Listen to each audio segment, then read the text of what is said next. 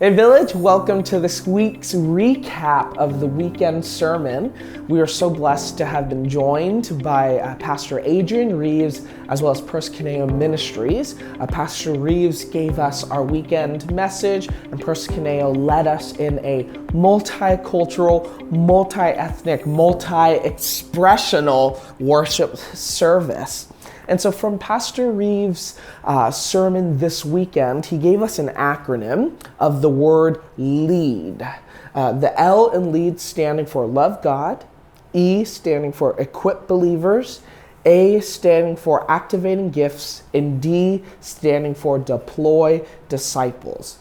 I think for you and I, in Village term, within our Village glossary, if you will, LEAD can be seen in being how we are a missional, multicultural community in Christ. Missional.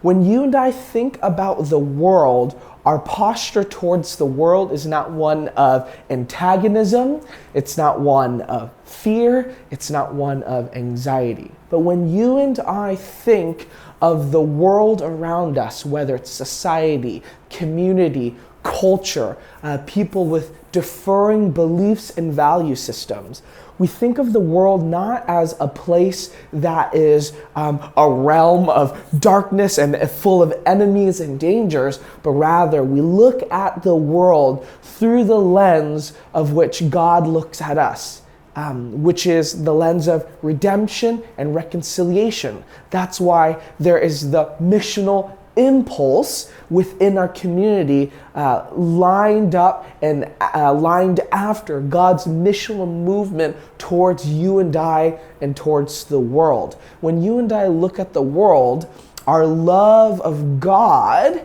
produces in us a missional predisposition and posture, because God is a missional God who came for us. Therefore, in our own lives, you and I are to go out into the world as a response to God's salvific action and movement and event towards us in the incarnation and through the incarnation.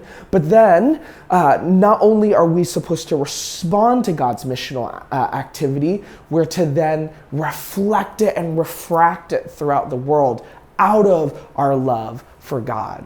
And so our missional distinctive comes not from a reactionary position to the demands of the world, but rather a responsive predisposition because of who God is and what God has done for us. And then when we think about equip believers and activating gifts, we see that yes, also through our missional bent, but we also see that in our multiculturalism. As a church, we believe that we are an eschatological community. Big word, what does that mean? We are a community of the last things, the end times. Now remember, if in our previous sermons, when we talk about the end times, we're not talking about destruction and chaos and fear. We're not talking about left behind. We're not talking about rapture and tribulations. When we talk about the end times, we're actually talking about the consummation of creation. We're talking about God's redemptive work coming in its finality and fullness. Therefore, the end time is the end of a suffering time. It's the end of the time of the suffering earth. It's not the end of joy or peace or meekness or kindness or gentleness. Rather, the end time is the inauguration of all of that. And so the church is the community of meekness, gentleness, and kindness. Of course, we are therefore a multicultural community, and we need to equip one another and activate one another to better be in this diverse space, to live and address our differences and tensions. Our multiculturalness not only requires but demands that you and I depend upon one another. That's why in our DNA groups, in our disciple-making ministries, in our classes that we offer throughout our terms. All our ministries and opportunities are geared and bent towards your equipping, your edification, your building up, and your encouragement, not just for your own sake, but for the sake of others, for the sake of everyone who calls Village home. So our missional predisposition is a response to God sending us out. Our multicultural conviction is a response to God and our response to the love of God sending us in towards one another and not away from one another. And so lastly, when we talk about the deployment of disciples, we're talking about how do you and I specifically live out our missional and multicultural calling. And we see that in a multiplicity of ways.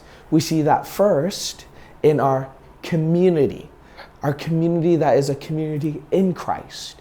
The way you and I live out our missional multicultural distinctives and expressions is first primarily in Christ. And if we're in Christ, we have to be in community, because the life that Jesus calls all of us to is not a life meant for just ourselves in solitary confinement, but it's a life meant to be lived sacrificially, selflessly. That's why in Christ we're called to be in community, because Christ was generous and is generous. The kindness of God is meant for others. That's why you and I are called into community. Our missionalness, our multiculturalness cannot be lived individualistically, but it must and has to be lived communally. And so our three convictions, our three, if you will, mission statements, or the three components of our mission statements, perfectly or adequately, if you will, because we want to be humble, adequately summarizes the path that God calls you and I to as followers of Jesus. To be a people that are missional, multicultural, to be a communal people found in union with Christ and in union with one another. And that's what was so beautiful and so holy and sacred about our experience with proskuneo. Their humility and gentleness for our community was such a gift, because we were taught that worship does not have to be about familiarity or preference, but worship, even when different, can call us to a place, to an experience of gratitude and excitement about the life that God calls us to, even if it seems foreign. I don't know about you, but when Abraham led us in that song, talking about God the Father, knowing us intimately, for some of us, that may be a foreign experience, because we might not have had the best relationship with our earthly fathers. And so to imagine or engage a father in a healthy and positive way may be very foreign to us. But the way that Abraham guided our congregation, calling us to experience a potentially foreign God because we have yet to experience a healthy father relationship, was such a pastoral experience. And for others of us who may have had a healthy relationship with our earthly fathers, but we may not have had an experience where our worship experience was not easily accessible, where the worship experience may have been too different for us. Even in that difference, we were called to be receptive of the way that God moves differently in all of our lives, and not to view that as a danger, but to view that as a profound gift. That diversity is not something you and I ought to be afraid of, but diversity can be a tool, can be a resource to be stewarded for the sake of the kingdom. And that's what being a missional, multicultural community in Christ is about.